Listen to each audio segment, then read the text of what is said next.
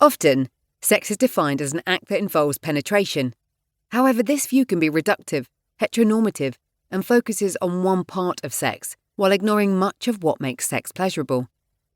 Many of us accept the definition of sex that we're commonly taught, that it's something physical and biological, with a reproductive focus based around intercourse, which is defined as putting a penis into a vagina, PIV. However, using the terms sex and intercourse interchangeably elevates intercourse to real sex and excludes other sexual practices we enjoy, or implies that somehow these are lesser. A problematic definition. When we focus on PIV sex, we fail to acknowledge relationships where there isn't both a penis and a vagina, and deprioritise the sexual pleasure of those with a preference for other sexual expressions, or who aren't physically able to have penetrative sex. The definition of sex also raises questions such as, when you enjoy non-penetrative pleasure with your partner, doesn't that count as sex?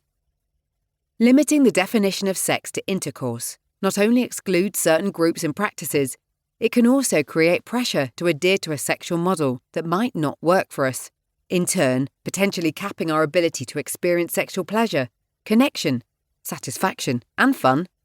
For example, when we feel that sex must include intercourse, this could mean we persevere with sex that isn't comfortable, or it might lead to problems such as performance anxiety and other sexual dysfunctions.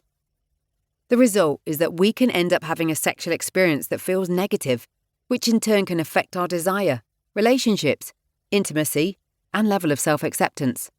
Ultimately, this can lead to feelings of shame around sex. Rewriting our sexual narrative. While intercourse plays a big role in many people's sex lives, it is in fact just one form of sexual expression. Thinking about the language we use around sex can help us start to re-examine our experiences.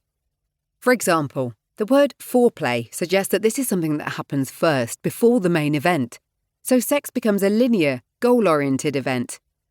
If instead we reframe this as non-penetrative sex, we begin to understand that there are so many different ways we can enjoy sexual experiences. We can embrace a more circular model of sex, where exploration is the focus and sex isn't goal-oriented. Sex involves our bodies, minds, and emotions, and the act of sex is co-created between those involved. When we think about the meaning and definition of sex as being based on what it gives us, rather than just its mechanics, our sexual world greatly expands.